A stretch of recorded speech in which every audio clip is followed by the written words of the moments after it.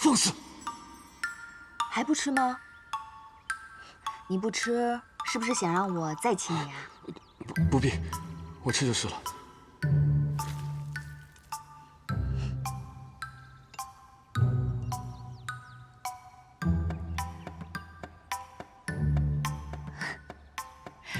此处的蛇真是聪明，还知道挑拣自己爱吃的东西。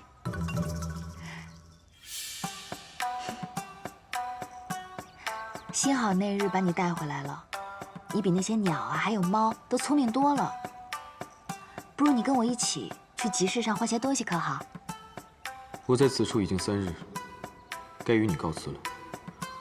虽然你将我身上的伤又加深了些，但心是好的。多谢3日款待，就此告辞。那我们说走就走吧。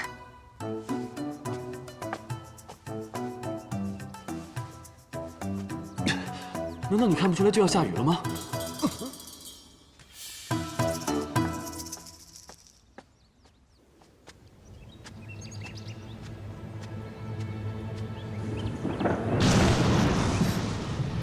快要下雨了，先找个地方躲躲吧。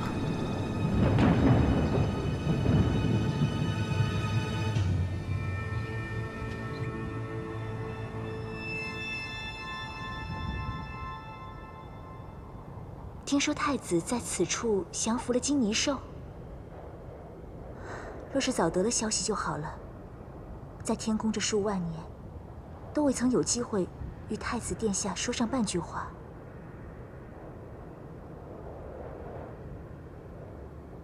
你这是要不语？太子殿下，今日不必不语了。是。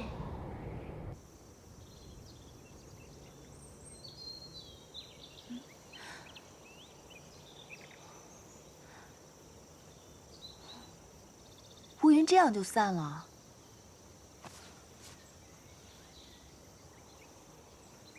你又睡了，不是吃就是睡，真的是条蛇。太子殿下，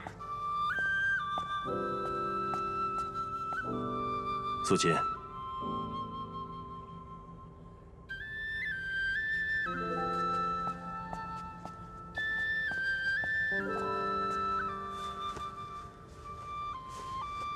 天君，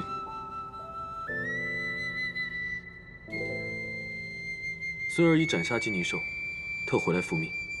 好，你竟能如此顺利复命，果然不负本君所望。不过孙儿还是大意受了伤，有愧于天君的信任。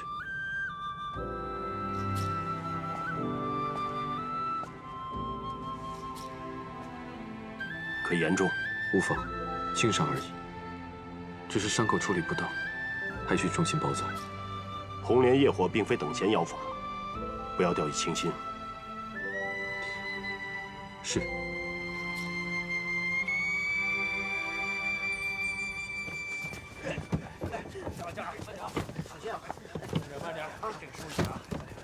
王爷，我这儿，来给我，来把这个，来拿一下。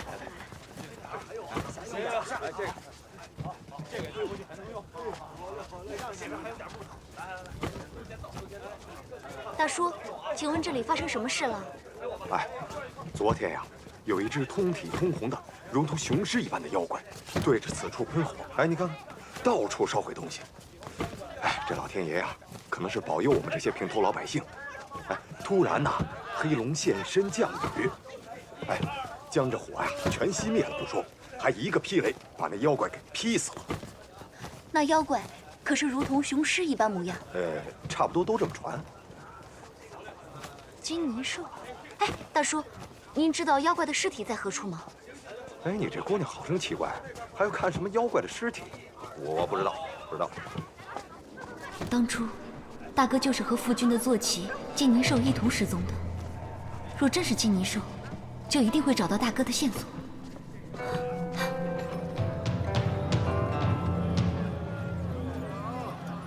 卖包子喽！张兄拖着包子。卖了些果子，换了些铜钱。等一下，我们去吃茶听戏，走吧。哎，这符，看看这符啊！哎，这符若发生昨天的事啊，保证能受黑龙的庇护，毫发无损。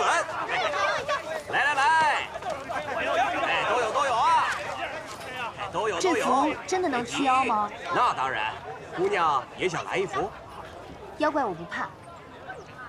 一个姑娘家竟有如此胆量，居然不怕妖怪。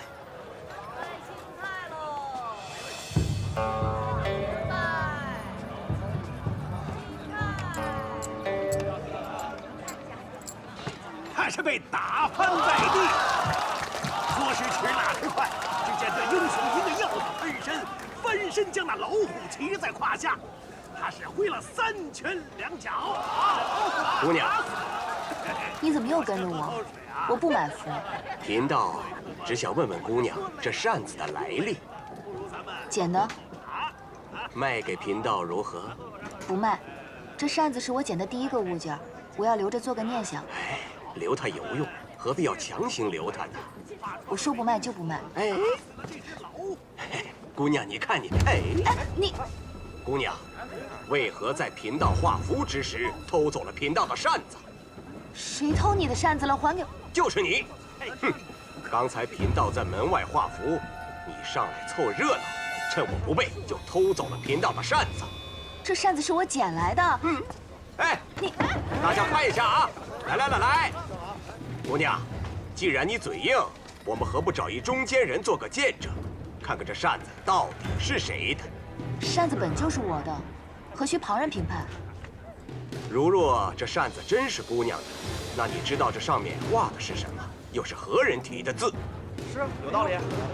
我之前并未仔细看过。你当然不知道，哪怕你知道了，你也不知道这扇子的来历。这可是我祖师爷传下来的，传到我这里已经好几代了。哼，此扇画的是仙山昆仑图，此扇乃仙家法器，玉清昆仑扇。玉清昆仑扇。嘿嘿，姑娘还有何话可说？来，这位公子看看贫道说的可有假？的确是一把宝扇啊，道长所言极是啊。是。贫道只想寻回祖师爷的宝物，并非想与姑娘纠缠。你还是快走吧。这扇子并非你的东西。这么多人，这么多双眼睛看着，难道我能颠倒黑白，冤枉你不成？这明明是我在俊极山捡过来的。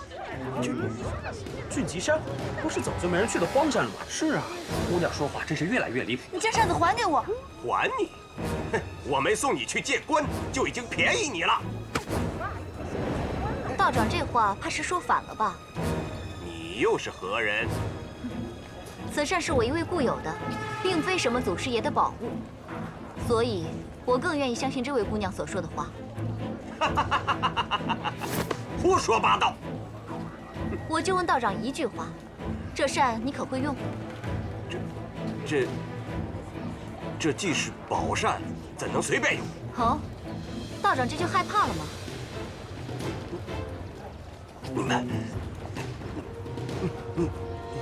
你们是一伙的。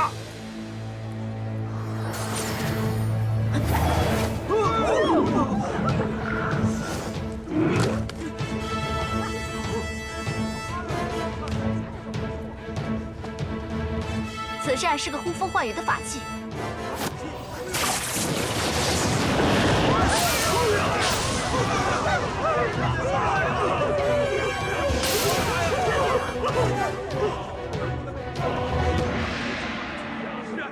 怎么，道长没有别的话可说了吗？我那位朋友可是眼睛里揉不得一粒沙子的人，若是让他知道他的法器被一个破道长据为己有，怕是会把你丢到不知道什么地方去，再也看不到这凡间景象了。贫道不识泰山，不识泰山，贫道不识泰山。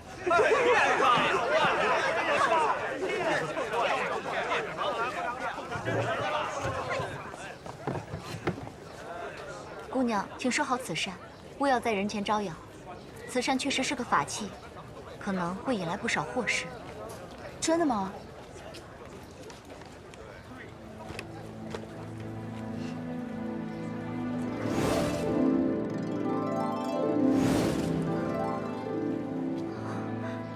方才看到姑娘，像是看到了我那位故人。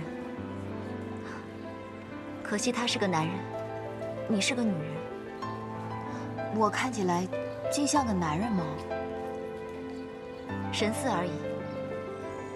姑娘，告辞了。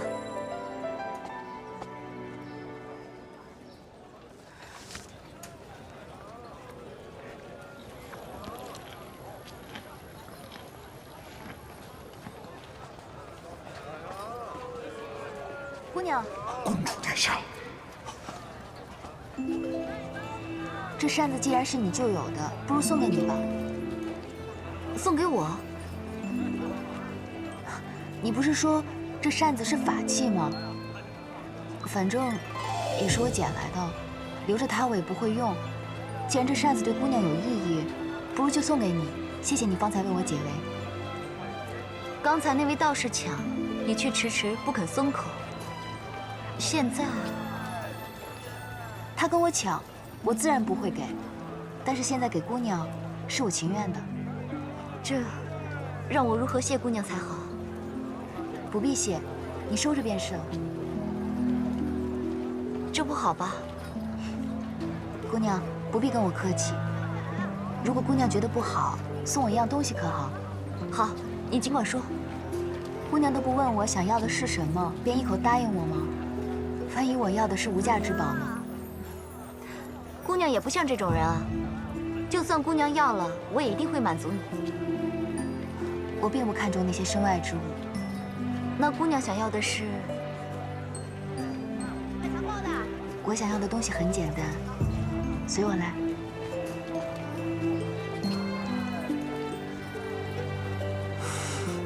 殿下怎么会跟这个凡女人似的？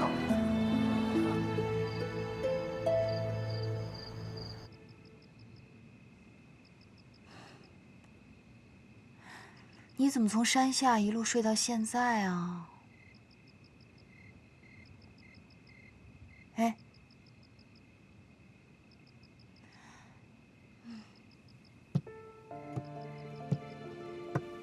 现在才9月，你就已经冬眠了吗？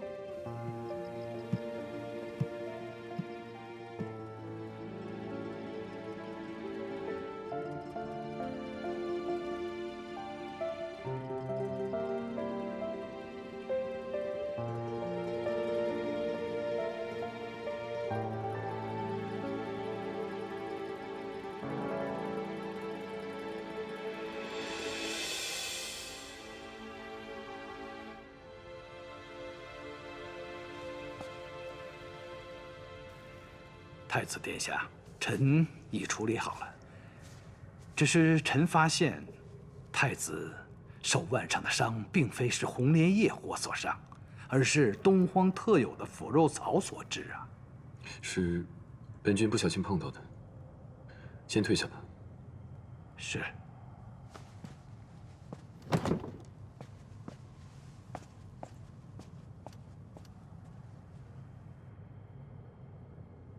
方才我跟你说素锦的婚事，你没什么要说的吗？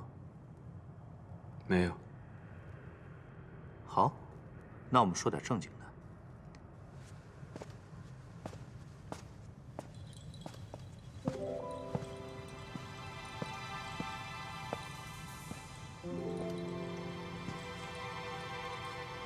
今日的奏折我都帮你看了，长海鲛人族一直是父君的心病，方才又提起了我。长海水军胆小怕事，并不擅长用兵，恐怕最后还要你亲自带兵平乱。我料到，我已有出兵的准备。不错，鲛人族的头领曾是擎苍的心腹，又不满这一任离境义军的管制，不早日除去，始终是个祸患。而且还有一点，梨苑的母后就出自这一族。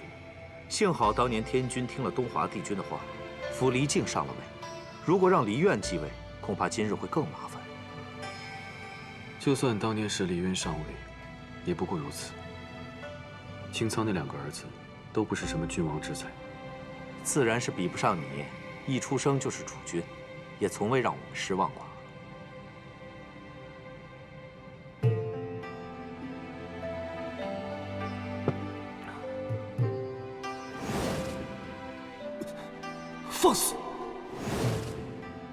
鲛人族这件事需要得有好时机，最好是让长海水军向天族请兵，我们才能名正言顺地出兵。四海是封地，都有各自的水军，如果我们贸然出兵，会让诸侯以为我们想要收回封地，需要一个好理由。三叔所想，跟我不谋而合。那鲛人族的事儿就算说完了。啊，我就帮你带了这一日的朝事，也就这么一桩大事，却如此心累。来，说点私话。是你的私事。什么事？你和青丘白浅的婚事。天君方才在大殿上，命大哥和众仙官商议迎亲的礼仪。毕竟是胡帝唯一的女儿，马虎不得。方才定下的婚事，为何如此急着迎亲？我也不懂夫君为何如此着急。恐怕是因为你二叔出那档子事儿，怕再有变故得罪青丘吧。你去哪儿？找司明星君问些话。哎，表哥。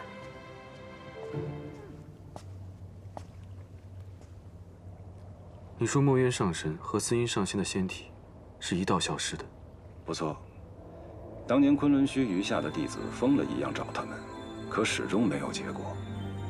所以还有人猜测，司音和墨渊上神已不是师徒之情，但又不想背负师徒的名分，于是借着异族大战诈死，与司音双宿双飞了。竟还有如此荒谬的事！就是因为太过荒谬了，帝君他老人家才编写了“双双归隐”这句话，让人写入了典籍，只为了堵住悠悠众口。照你所说，那玉清昆仑扇是司音上仙的法器，怎会流落人间？司音失踪的事，始终是天族的一个悬案。殿下若要深问，怕是谁都说不清。就算是昆仑虚那些上仙们也说不清。或许司音当年大战时将这法器掉落了人间，是有可能。太子殿下说的那位拥有此扇的人，可有什么疑点？他只是个凡人，没什么特别的。你先下去吧。是。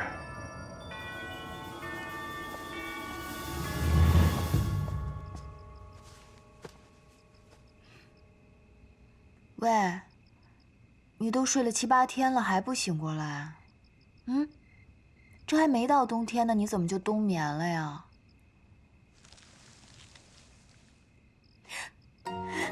你醒啦？我还以为你要睡到明年春天了呢。你看这床被子好看吗？我就等着你醒过来给你看呢。太鲜艳了。我跟你说，虽然鲜艳了一些，但是我就喜欢这种大红色。你看我平时穿的衣服也都是那么素净的，偶尔换一下不好吗？你虽然长得不太好看，可这穿衣品味倒也不错。比起那些女神仙的云缎彩衣，这些素衣才最好看。你的绸扇呢？我不在时，可是发生了什么？你知道吗？虽然现在是9月，还不是特别冷，但是我听说喂，蛇之所以你不要再拖了，就是因为你一个未出阁的姑娘，在我面前宽衣解带，成何体统？好心的姑娘给了我这床被子，我们一起盖上就不冷了。来，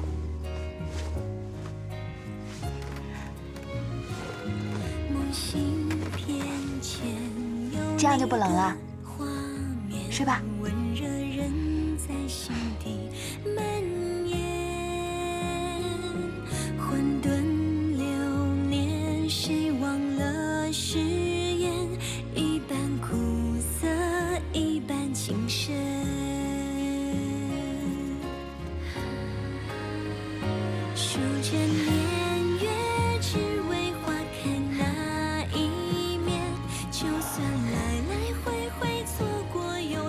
那玉清昆仑扇是个厉害的法器，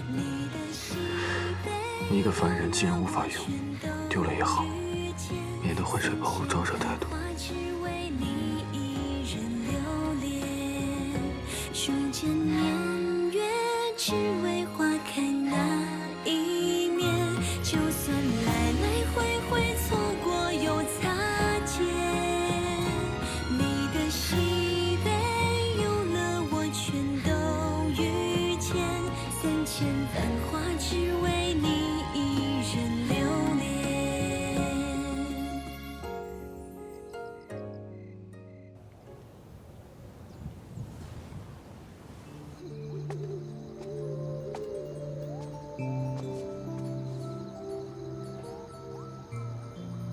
当初我就是在这儿捡到你。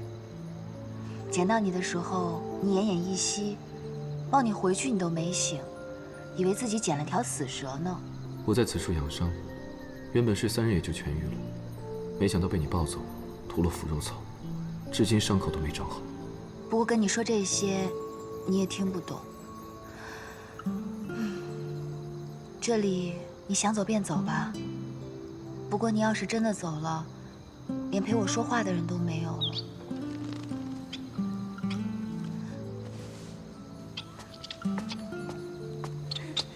小翠鸟，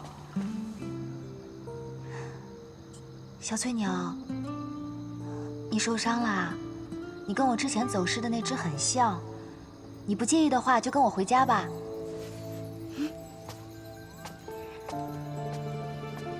这只鸟很可怜，我先带它回去了。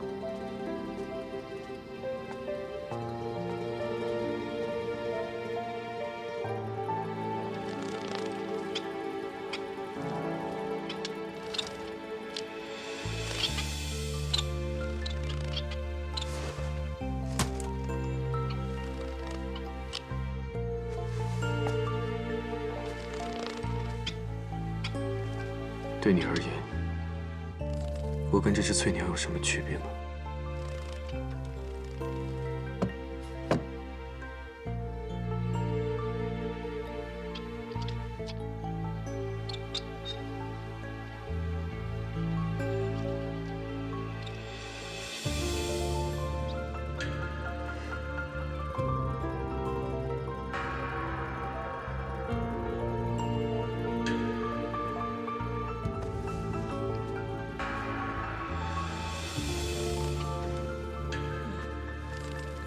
你一个未出阁的姑娘，却与天族太子同床共枕了3个月。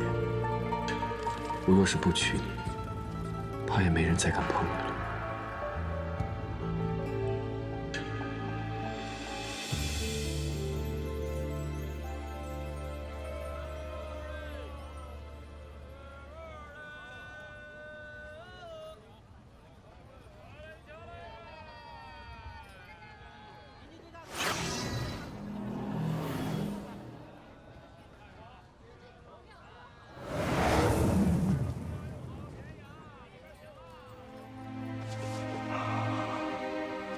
金泥兽，公主殿下，你竟还活着！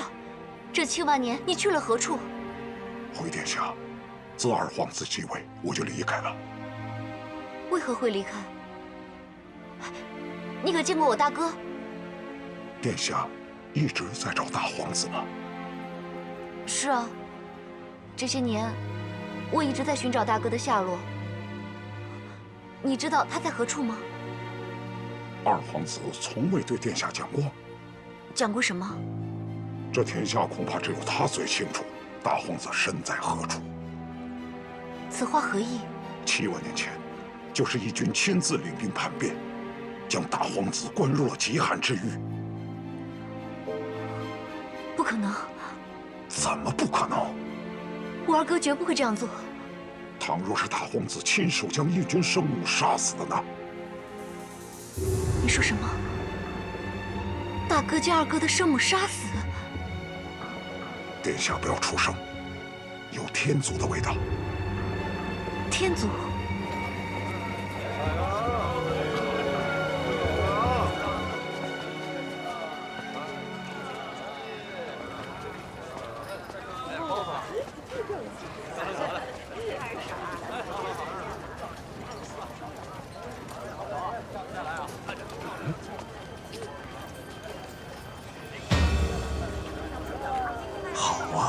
竟带着黑蛇进城，这可是中荣国最忌讳的东西了。哼哼！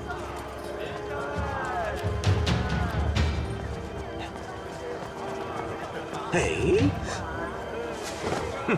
又是你，姑娘，还记得我呀？上次就是你抢我扇子，我自然记得你。上次你让我颜面丢尽，我就是在梦里面也能恨得醒过来。幸好今天又让我见到你。你想做什么？怎么着？你干什么？我让大家看一看，你这里面到底是什么东西！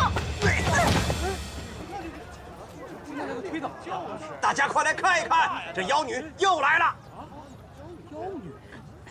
那日，她伙同另一个妖女，抢走了我祖师爷的宝物。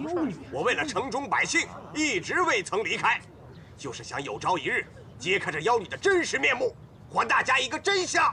这姑娘可真倒霉啊，算是被你给盯上了啊！前几天你抢她扇子不说，还被路见不平的美人教训了一番，怎么着？失心疯了？又来闹腾了？是啊，别怪老道不告诉你们这篮子里边是什么东西，这里边可是最邪之物——黑蛇。黑蛇，妖怪呀！怎么着？怕了吧？你这道士上次就骗了我，你说是黑蛇，你以为我们会信啊？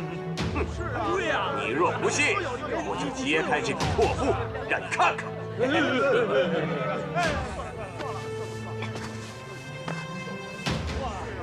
它只是一只小蛇，不会害人的。姑娘，听你这意思，篮子里真的有黑蛇啊？不错，但它并不是什么邪物。真有邪物啊！不要！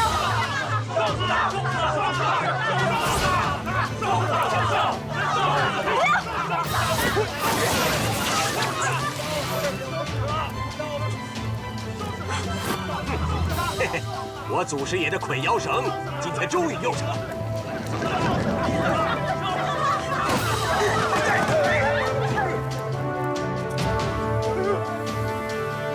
真的有黑蛇！真有啊！真有啊！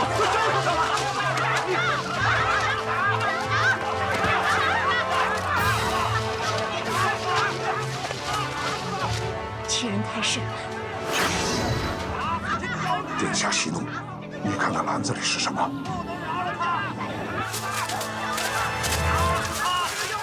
是龙。他带黑蛇进去。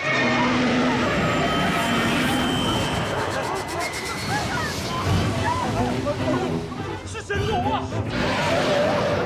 神龙，是神龙啊！真的是神龙啊！神龙，神龙！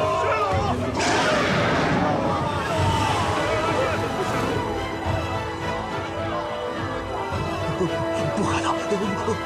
不可能！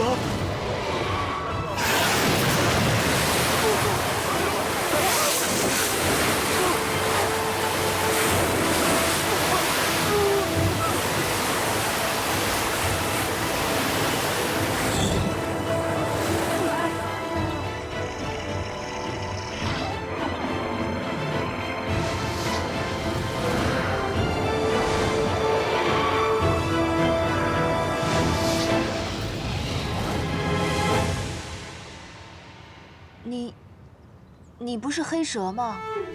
这世间也只有你把我当作蛇来看。可你变这么大，我以后怎么养你啊？如今现出真身，必会被天公知晓。你且耐心等我几日。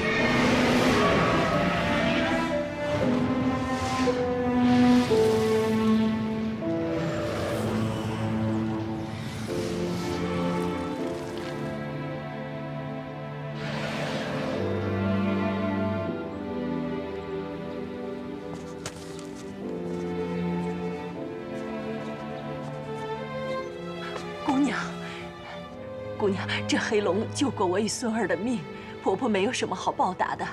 姑娘可否来家中吃顿便饭？不必了，婆婆，你的救命恩人是他，不是我。姑娘，方才是我们冤枉了你。对啊！姑娘，你一定要留下来啊！留下来，让我们弥补一下啊！不必了，太晚回去，天色就该暗了。哎，姑娘，你可不能如此就走了呀！是啊，姑娘，你这样走，我们会很愧疚的。姑娘，你留下吧，姑娘，你留下吧，姑娘，别走啊！刚才冤枉人家姑娘了。你方才说，是我大哥杀了二哥的生母。不错，此话是我亲耳听离镜所说，不会有错。大皇子当初失踪，难道公主就没有怀疑过？没有，我从未怀疑过我二哥。公主倘若不信，可与我去异界极寒之域，一看便知真相。没有二哥的兵符，谁都不可能接近那里的。不错，所以要公主殿下先偷出兵符，我们才有可能救出大皇子。偷？殿下，大皇子的性命就在你手中，偷又何妨？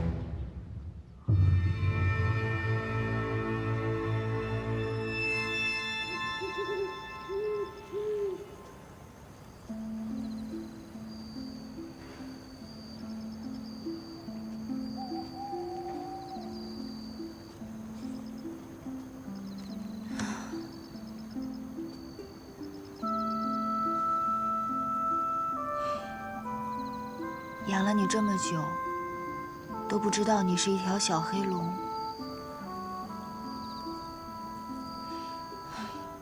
既然是一条龙，你就去你该去的地方吧。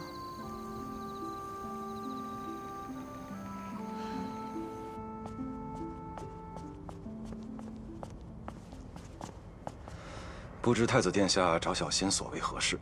前几日我向你提到玉京昆仑扇的事，你可还记得？记得。殿下不是说这扇子在一个凡人手里吗？不错，但我去凡间查看一番，发现那扇子又消失无踪了。你可能查到它的下落。但凡是天族的法器，与我们这些神仙是一样的，都不曾在典籍里出现。不过殿下，若真是对这凡人有兴趣，小仙倒是可以为殿下翻看翻看这凡人的运步。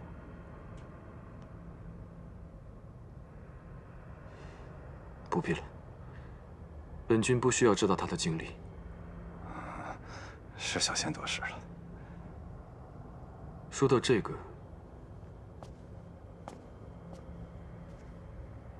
我倒是想让你去凡间帮我办点事。殿下，请说。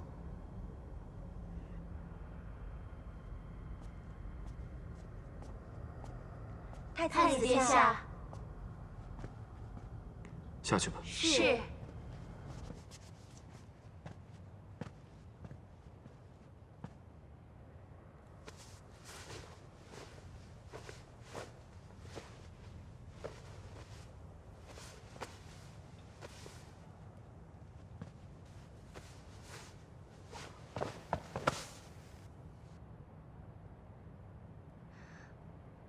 放肆！在这宫里，就你最喜欢凶我。天君已定了日子封你做侧妃，你不该再来这里。可我想，最后再侍奉你一次，不行吗？从你1万岁开始，我就日日陪着你读书，晨课晚课我都陪着你。你就不能成全我一次吗？退下。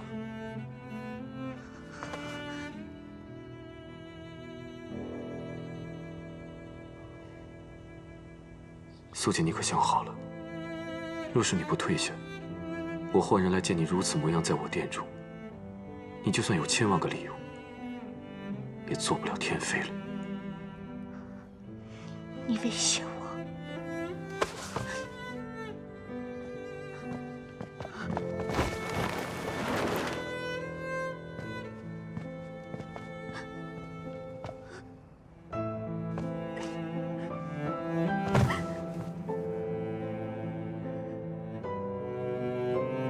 我大好年华，若不是为了你，又怎会嫁给天君？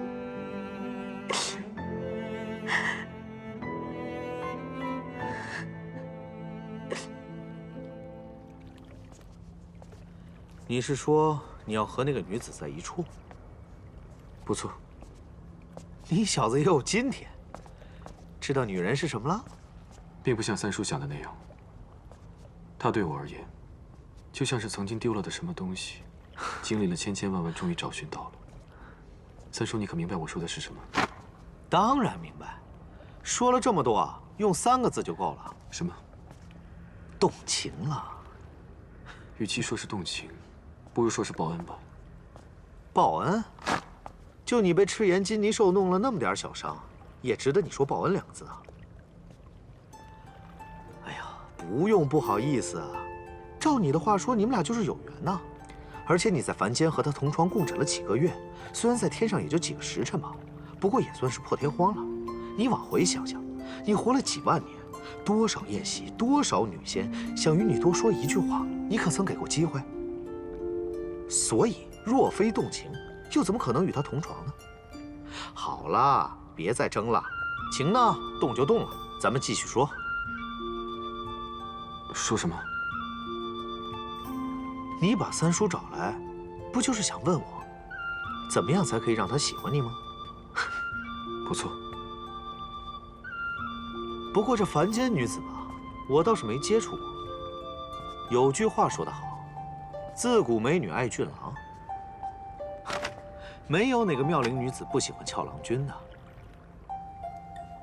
你走到她面前一站，对她笑一个，保证她骨头都酥了。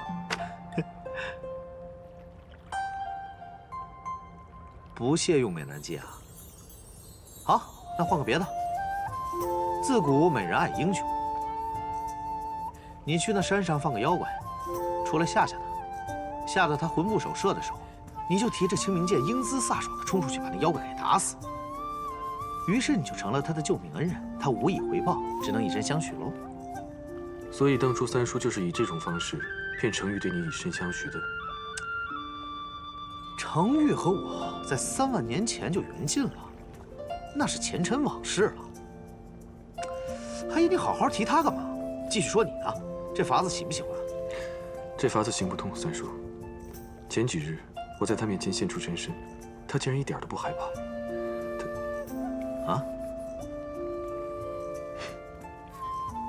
她并非一般的女子。哎，美人计你又瞧不上，英雄计又行不通。哎，那不如反过来，用个苦肉计怎么样？三叔，喜欢这个？唯独这个还勉强能用。多谢三叔。哎，三叔提醒你一句，你给那个俊吉山做个仙杖，将它层层罩起来，避开天上的耳目，否则你一天族太子住在东荒，迟早有一天会被人发现的。三叔放心吧，我上来之前已经做好仙杖了。哎，我还没说完呢。长这么帅，选什么苦肉计啊？不可能，不可能！哎呀，你说你得罪谁不好，非要得罪太子殿下。太子殿下说了，像你这种人，好好承办承办。贱人，害我障眼法！行。你这运步我看了，坏事不少干啊。阳寿嘛，哟，阳寿就到今年。我大老远跑了一趟，得给你写点什么才好呢？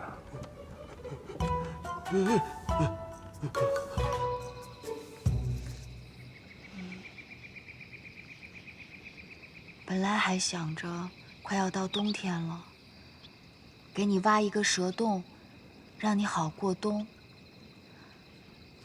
谁知道黑龙飞天了，我也就不用操这个心了。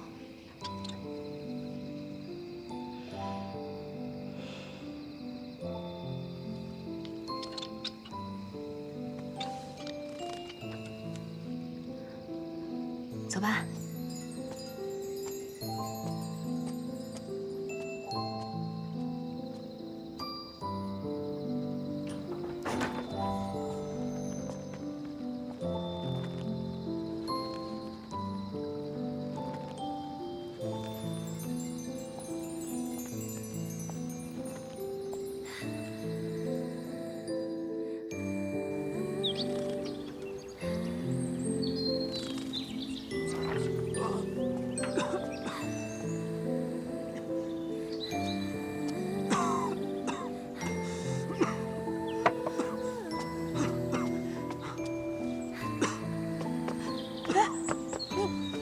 呢？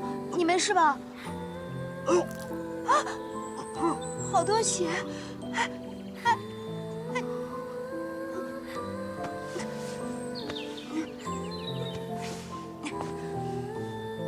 完了完了！这些草药是给翠鸟还有小黑蛇用的，也不知道人能不能用。哎，你不要动，不要动！你刚刚流了好多血，你没事吧？姑娘不必担心，只是小伤而已。你还小伤？你一直都在流血，你在这待一下，我药马上就弄好了。你等我一下啊。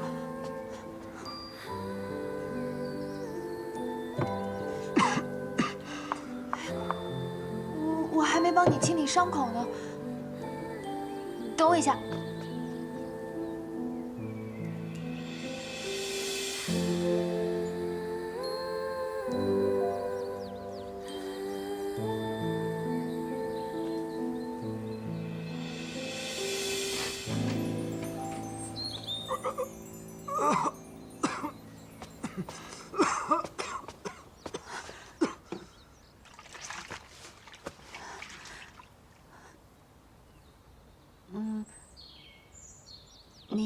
你方便自己脱衣服吗？不必劳烦姑娘。好了好了，我帮你吧。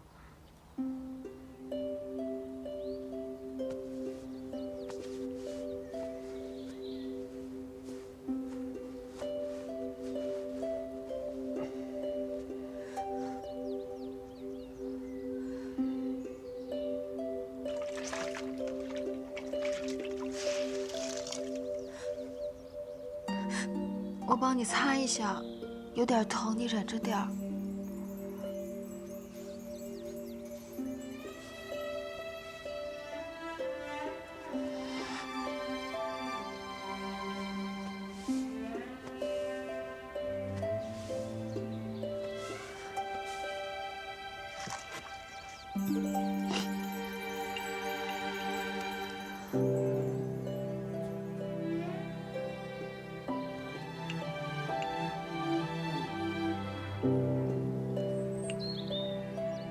疼吗？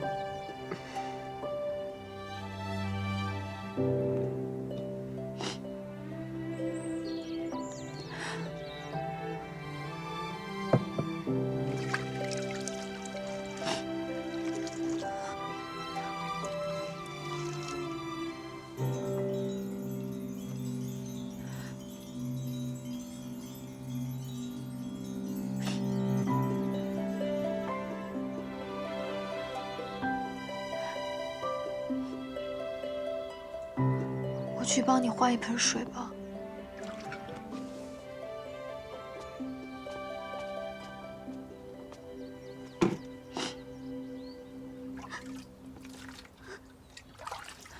莫非我做的太过分了？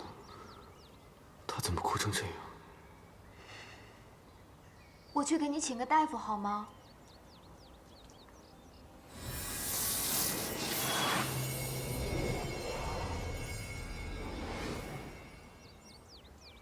我还是帮你去找个大夫吧，这些药只能用来医小动物。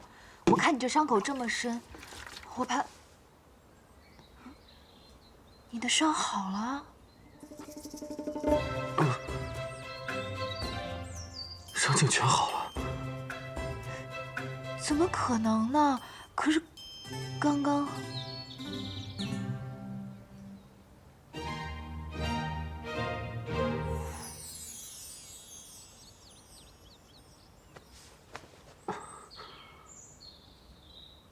素闻东荒俊极山有奇草，是疗伤圣药。莫非姑娘给我用的就是这奇草？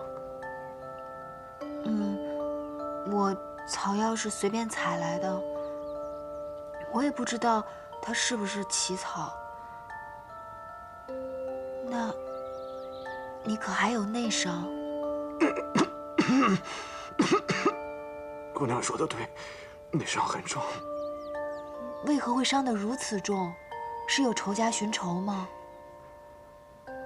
路遇妖怪，就缠斗了一番。妖怪？这里有妖怪吗？姑娘不知这山上有很多妖怪。我在此住了数月，从未见过什么妖怪。那妖……你这么难受，还是别说话了，先躺下吧。也好，多谢姑娘。我去帮你弄点吃的。好。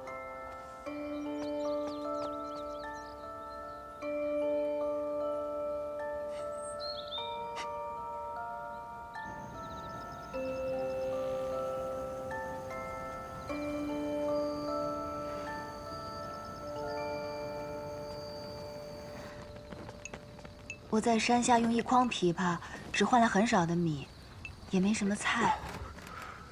辛苦姑娘了。来。好。看你这样子，还是我喂你吃吧。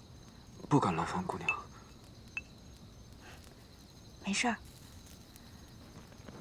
反正我平时也经常照看一些受伤的飞禽走兽，不麻烦的。姑娘果然心善。这山上只有我一个人在居住，镇子又远，与其说是收留他们，不如说是让他们陪我。否则只有我一个人，实在是太孤单了。我看你伤得这么重，不如你先留在这休养吧。反正我换的米应该够你吃上几日。多谢姑娘。你的呢？我今天煮的粥好像不够多，你要是没吃饱的话，我再去帮你找些果子来吧。姑娘是在下的救命恩人，可否告诉我你的名字？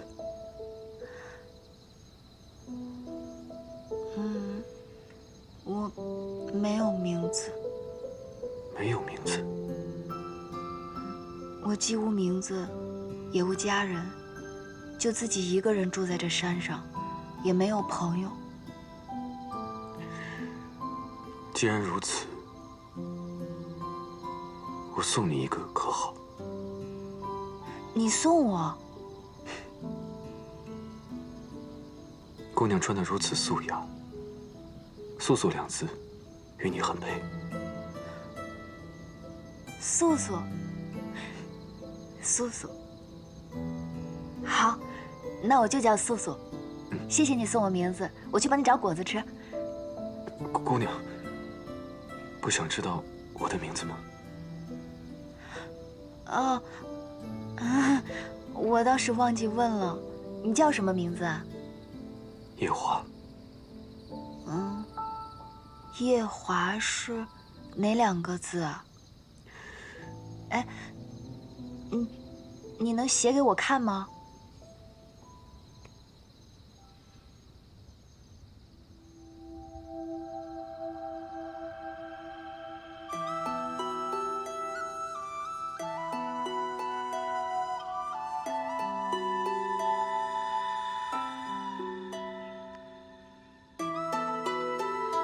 我知道了。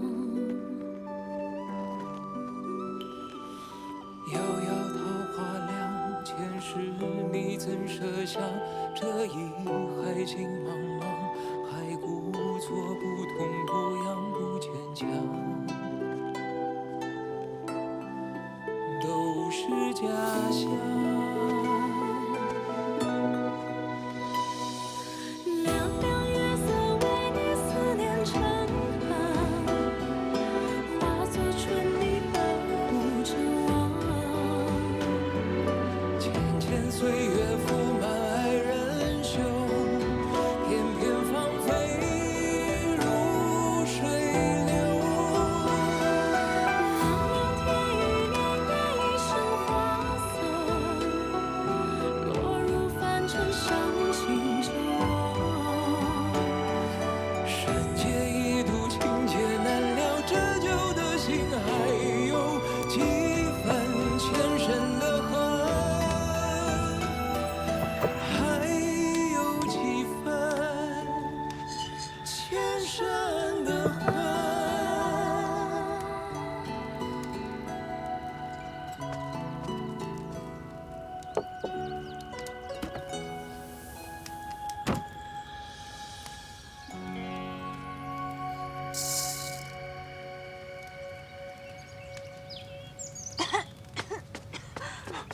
怎么了？我是不是碰到你的伤口了？无妨。那就好，快走。出什么事了？我就是想烧点东西给你吃。你烧点东西会有如此浓烟？一向都是这样的呀。我来这里之前，你是如何生活的？因为我吃东西并不挑剔，饿了就找些果子吃，万一能猎到一些小兽的话，就把它们烤熟了吃。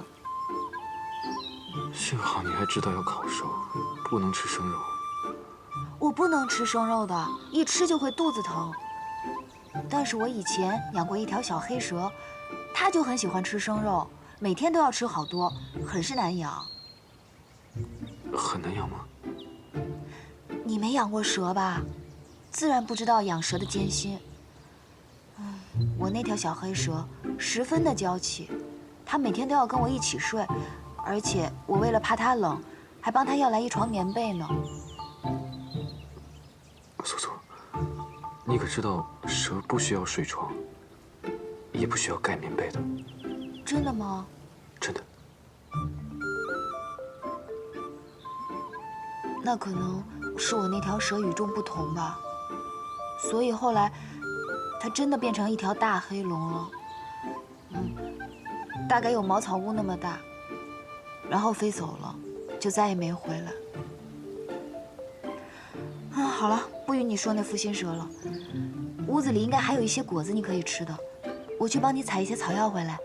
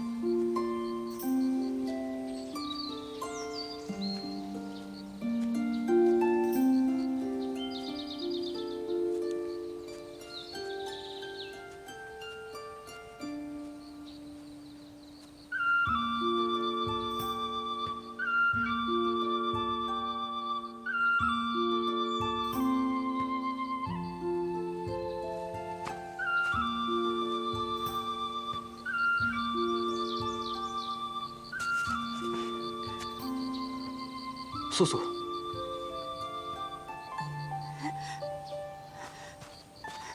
你怎么来了？你受了这么重的伤，还走了这么远的路，你没事吗？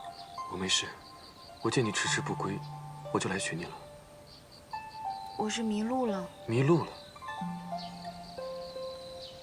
我上次进来这林子，足足走了7、8日才走出去。7、8日，能迷路迷成这样，也算是本事了。我知道你想笑话我，没关系，你不用忍着，你笑吧。我对不聪明的人，一向是很宽容的。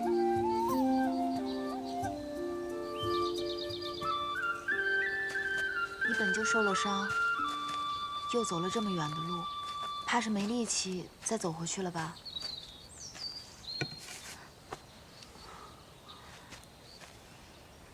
本来呢，我只想给你采点草药就回去的，结果自己反倒是迷了路。我这种人，看来只适合养养小动物。难怪我那只小黑龙，它走了以后，都没再回来看过我。它应该是很嫌弃我吧。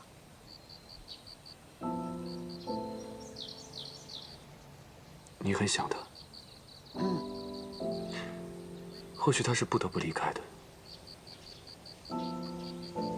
龙是上古神族，出现在凡间，大多是为了降妖伏魔。也因为他是神族，并不能长久留在凡间，否则会影响凡人的命数，惹出麻烦。是吗？啊，我想起来了，上次我的小黑龙飞走的时候。 城中的百姓好像确实说，他降服了赤焰金泥兽。对，金泥兽。你怎么知道？看来咱们今夜怕是要在此处住上一晚了。你弄个火堆，我给你讲讲。好，你等我。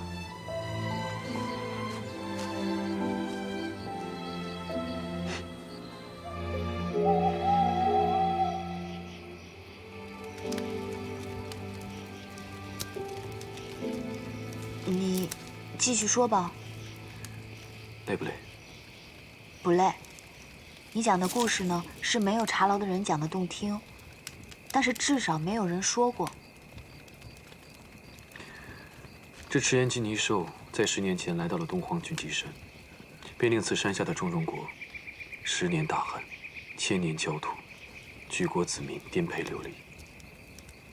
真的这么厉害吗？ 到了第10个年头上，这金泥兽越发猖狂，竟看上了国君的妻，并将她掳回了洞中。然后呢？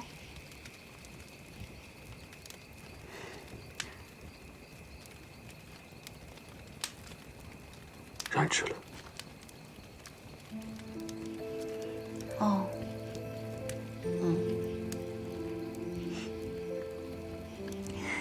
你看你这个人。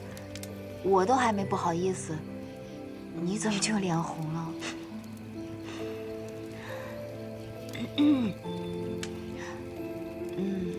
那你就继续说吧，把故事说完。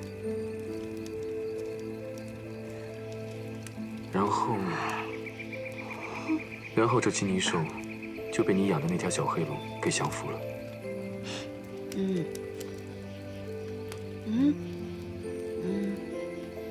然后呢？然后，那黑龙虽然打败了金泥兽，却也受了点小伤。然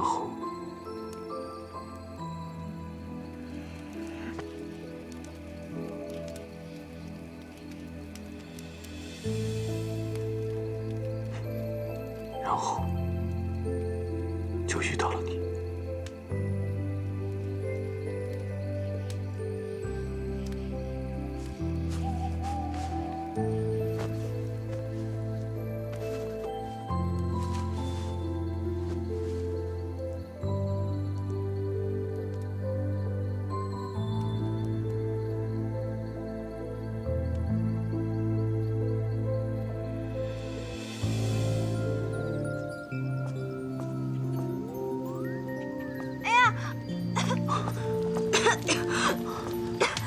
怎么办呀？好，我来。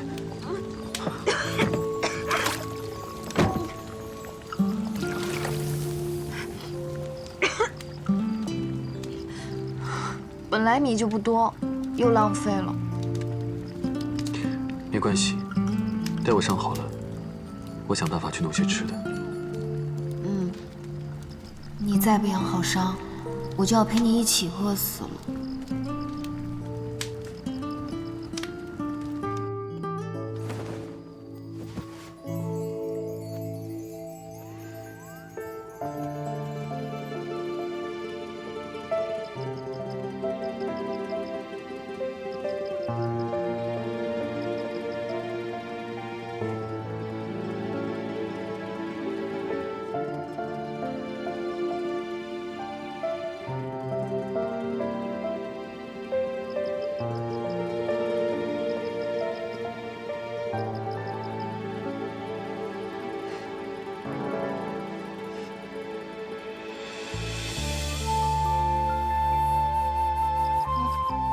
睡在床上。你睡到半夜都会自己爬上来，我身受重伤，自然拦不住你。那也是我要抱着你的。不错。不要动。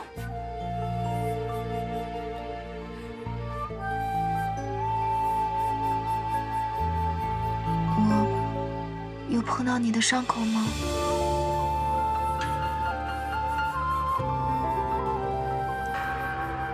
你睡着了？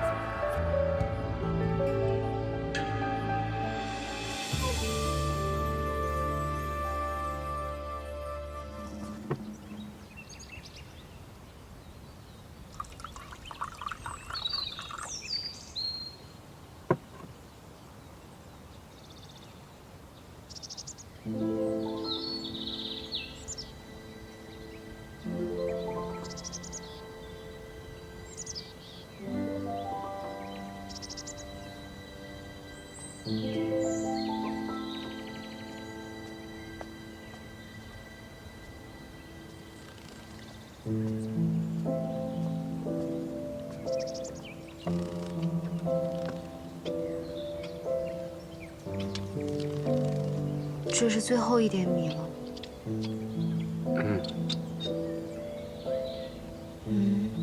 耶华，说吧。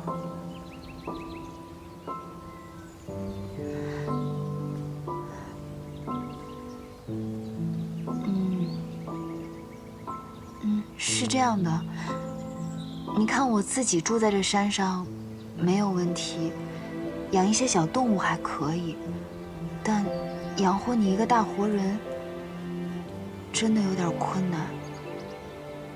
这些米是我用摘了半个月的果子换来的，没几日就吃干净了。现在家里真的没有粮食了。没有存粮的确是个问题。如今已是深秋，过冬会是个难题。不是过冬的问题。那是什么？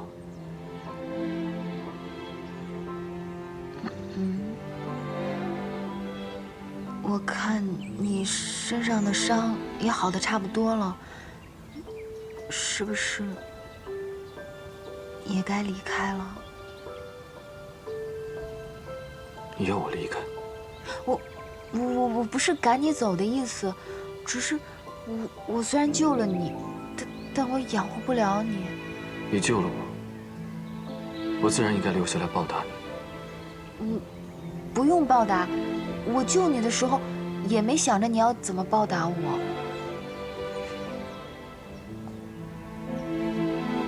你想不想与我做不做是两回事。我不是个忘恩负义的人，不管你收还是不收，这个恩我是必须要报的。可是，我真的什么都不缺。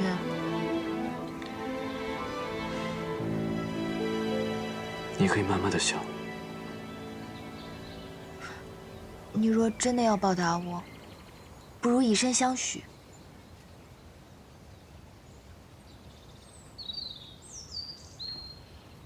因为我在这山上生活，什么都不缺，就是没有人陪伴，太寂寞了。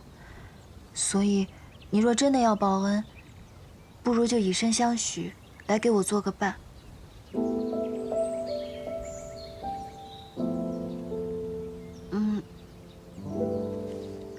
当然，若你不答应，也是理所应当的。毕竟我只是救你回来，也没做什么，算不得多大的恩。好。好。我答应你。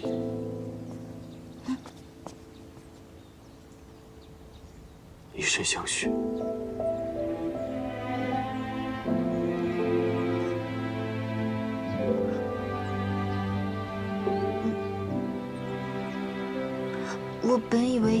考虑个2、3日。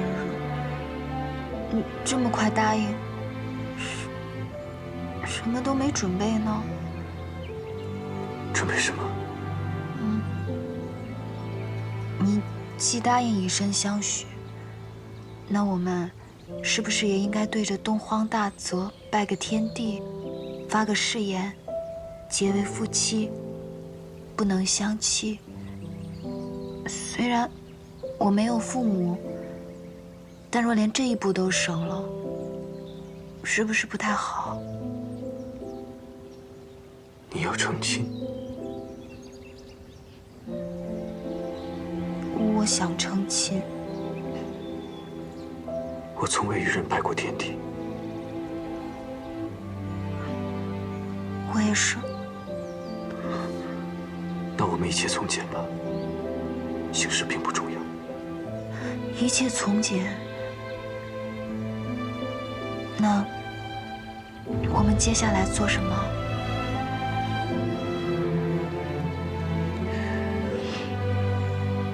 买东西。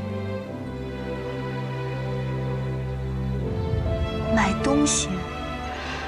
这屋里除了你那大红喜被之外，我们还得添些其他的物件。那不是喜被。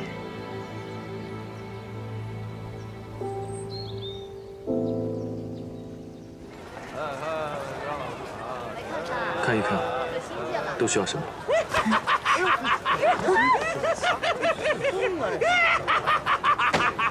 光天化日的，我是玉皇大帝的女婿。失心疯了！失心疯了！啊！看那个人，新鲜的水果。疯了吧？来这是。哎，我说，哎，你们知道那个道士为什么疯吗？为什么呀？我跟你讲，这道士他有老婆啊。早年走散了，前几日忽然回来了，而且还带了一个孩子。他刚带孩子去认过祖宗。哎呦，这个时候啊，这孩子的亲生父亲过来了，找到了这个老道士，一顿棒揍，把孩子带走了，还把他这辈子攒下来的银票、禁书都给偷走了。这下那可真是失心疯了。哎呦，不过几日没见，唱得比戏里还精彩。怎么，你认识那道士？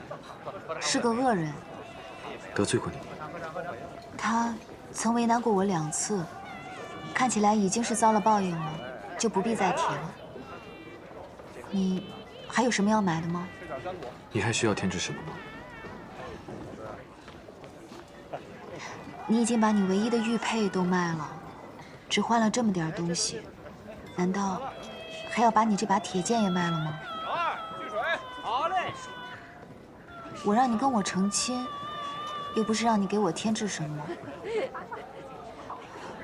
不过话说回来，夜华，我只有那间草屋，你就跟我成亲了？你真的不是骗婚的吗？让我以身相许的人可是你，后悔了？放心吧，我不嫌弃你。不过你就这么跟我成亲了，你怎么跟家里人交代啊？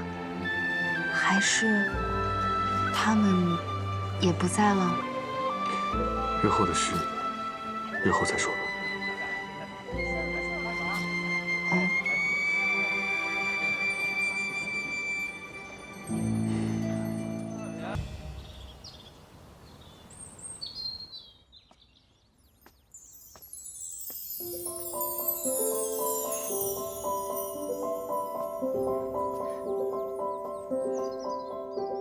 这衣服这么好看，只穿1日，岂不白白浪费了？你若是喜欢，穿上1整年也无人管你。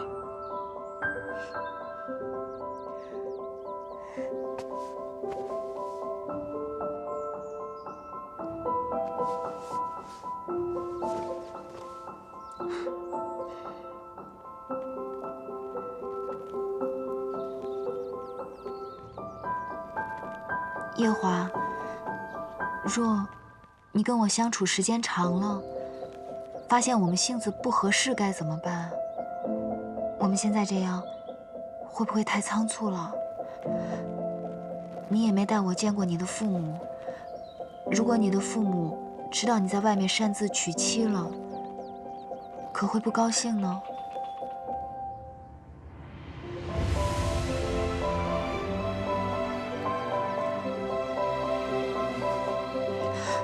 还有，我忘记问你，你是否有婚约在身？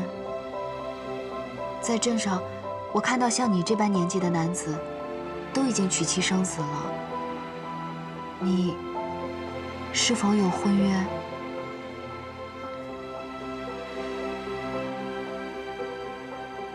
素素，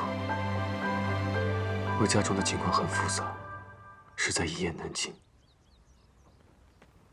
不过你只要记住，从今天起，你就是我的妻。我既娶了你，就不会负你。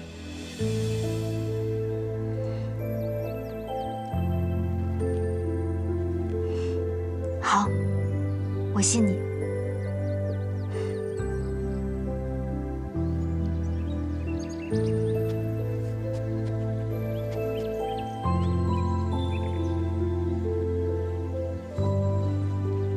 这个要你夫君亲自掀开的。我不知道说什么。我说什么，你就跟着我说什么。嗯。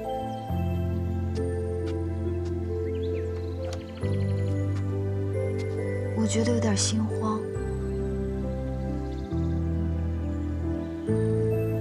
没事儿，不就是拜天地吗？好了。来吧。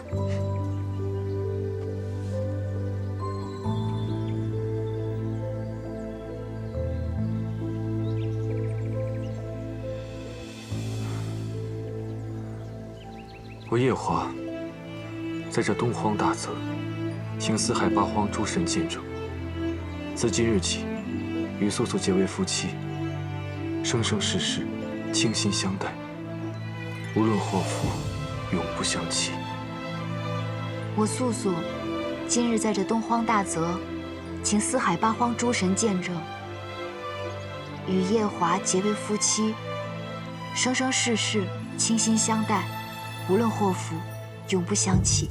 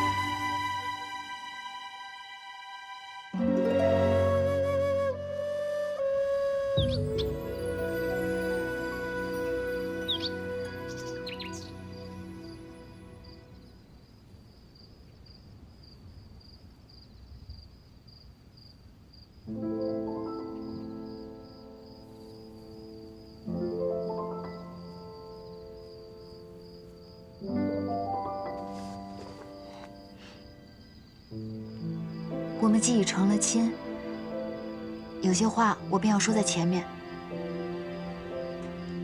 你说。我们既已对东荒大泽立了誓，是生生世世要成为夫妻的，你便生生世世不能对不起我。我这个人一向爱恨分明，眼里容不得沙子。你若负了我，你便如何？你若负了我，那些誓言便不算数了。我会弃了你，永不相见。我若负了你，你便弃我，那岂不是正好成全了我吗？我并未与你玩笑。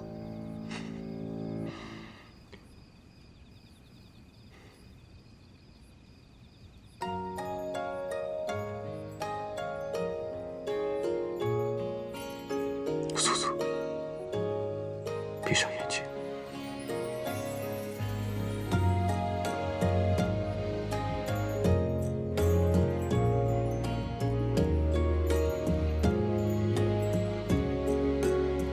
遇见你的眉眼，如清风明月，在似曾相识的凡世间。我绝不负你。流连如时光搁浅，是重逢一如初见。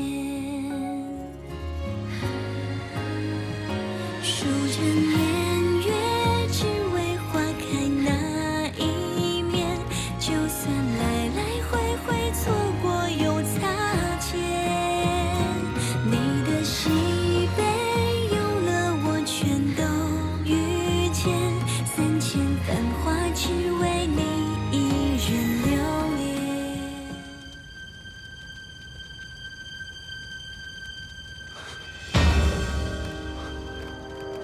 素素，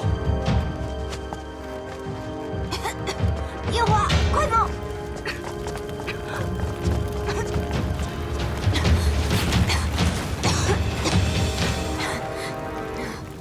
素素，你又做了什么？我想做烧鸡给你吃，不是说好由我来做吗？一直都是你做饭给我，我不好意思。啊，我们的喜服！哎，别去了，火烧得这么厉害，喜服早就要不得了。那是我们新婚的喜服，一辈子就这一次。若你喜欢，日日星火我都随你。月华，你好会说情话。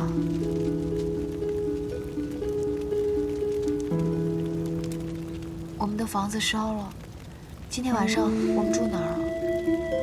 你想住哪儿？我就想住这儿。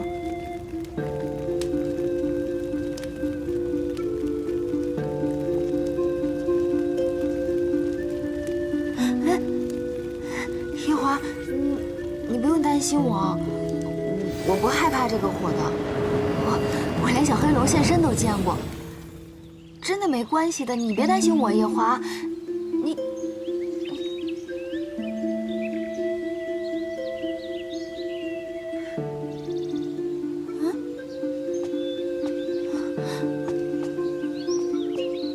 火呢？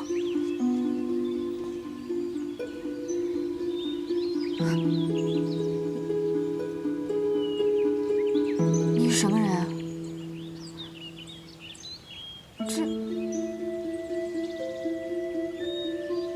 你不会是妖怪吧？难怪我初次见你，就觉得你与众不同。你身上受了那么重的伤，还能这么快好起来。月华，你不会就是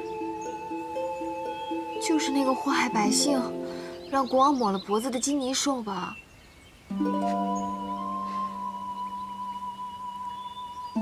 素素，你为何认为我是妖？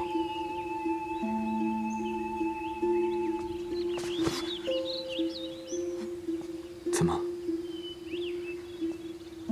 你怕了我？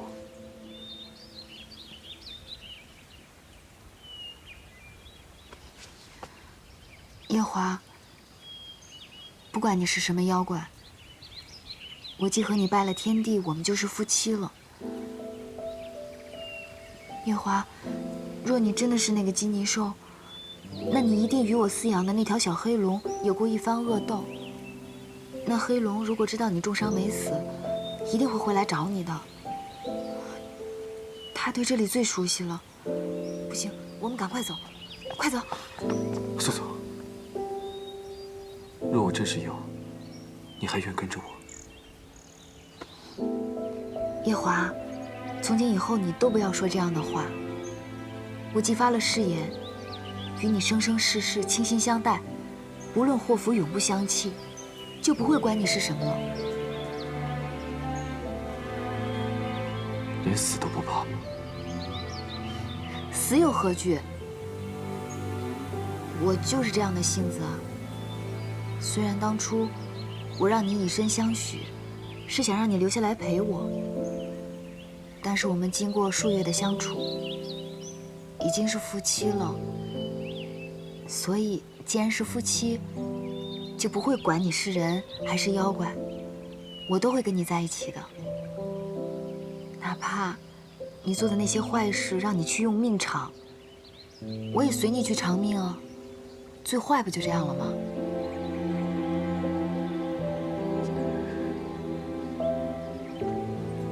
再说一次。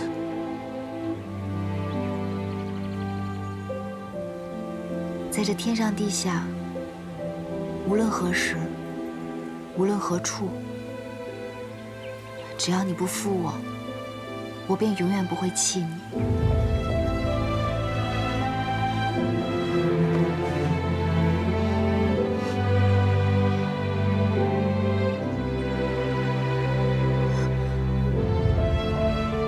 夜华，我们还是快逃跑吧。不必逃，我并不是什么妖。你不是妖怪？素素，我只是个凡人。啊？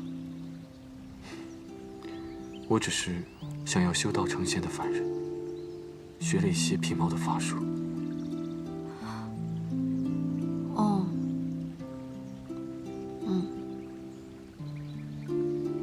怎么？失望了？